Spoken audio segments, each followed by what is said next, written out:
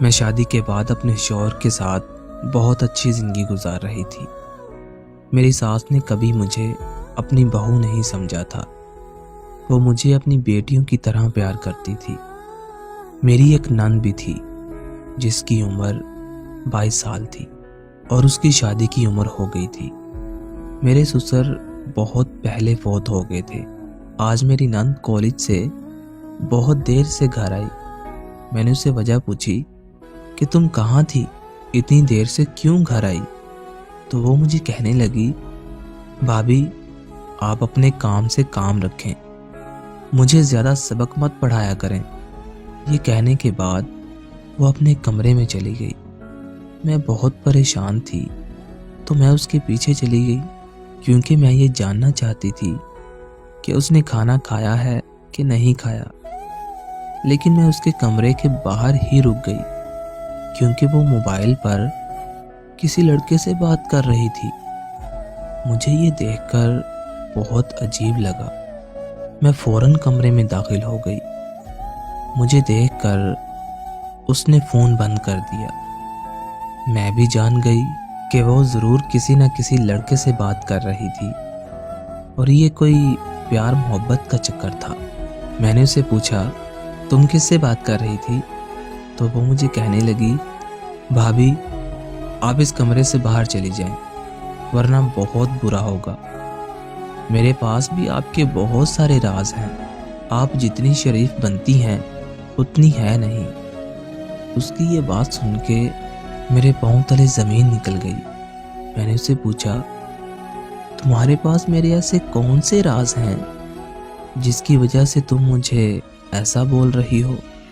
تو وہ کہنے لگی، میں سب جانتی ہوں۔ شادی سے پہلے آپ کس ٹائپ کی لڑکی تھی اور شرجیل نامی لڑکے سے آپ کا کیا تعلق تھا، مجھے سب پتا ہے۔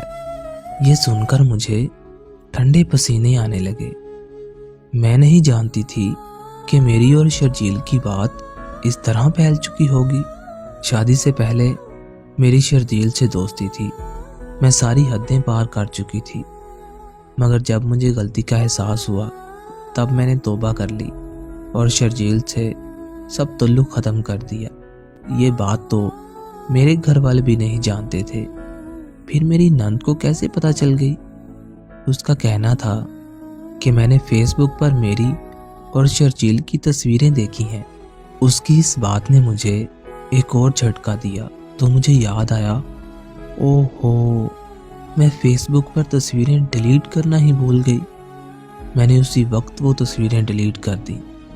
میری نند مجھے کہنے لگی، اگر آپ نے مجھ پر زیادہ سختی کی یا میری ماں بننے کی کوشش کی تو وہ میرے سارے راز اپنے بھائی کو بتا دے گی۔ نند کی یہ بات سن کے میں چپ ہو گئی۔ میری زندگی تو ویسے بھی بہت پرسکون گزر رہی تھی، تو میں نے اس کی بات سن کے کہا، ٹھیک ہے، کرو اپنی مرضی۔ اس طرح کچھ دن گزرے۔ میں نے اپنی نند سے کوئی بات نہیں کی۔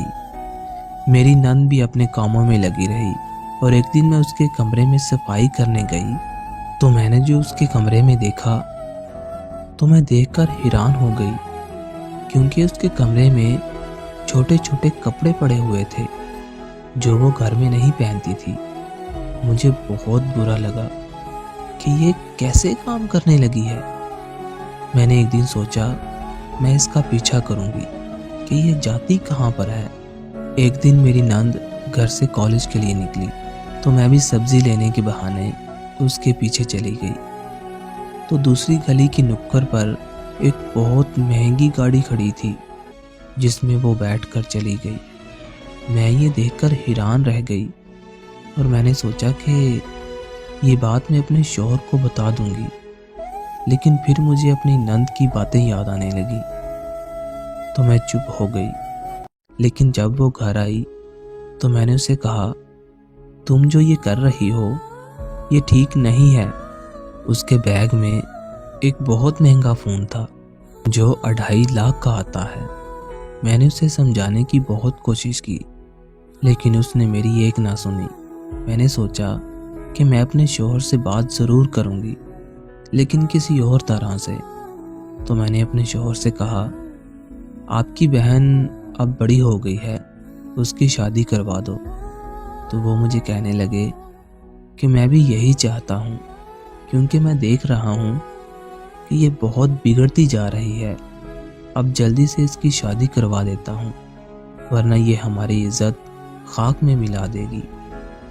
میرا ایک کزن میری نند کو بہت پسند کرتا تھا، لیکن وہ بہت غریب تھا۔ وہ جب بھی میرے گھر آتا وہ میری نند کو دیکھتا رہتا، تو میں اسے کہتی، ارے میری نند کو بھول جاؤ، وہ تم سے کبھی شادی نہیں کرے گی، وہ تو کسی امیر زادے سے شادی کرے گی، اس کے خواب دیکھنا چھوڑ دو۔ تو وہ مایوس ہو کر ہمارے گھر سے چلا جاتا۔ ایک دن ایسا ہوا کہ میری نند کالج سے گھر واپس نہیں آئی۔ رات کے 10 بجے کا ٹائم ہو گیا تھا، سب بہت پریشان تھے۔ پھر اچانک دروازے پر دستک ہوئی اور میری نند بری حالت میں گھر کے دروازے پر تھی۔ میں جلدی سے اسے پکڑ کر اندر لے آئی۔ اگر آپ کو میری ویڈیو اچھی لگی تو سیکنڈ پارٹ کے لیے کمنٹ کریں۔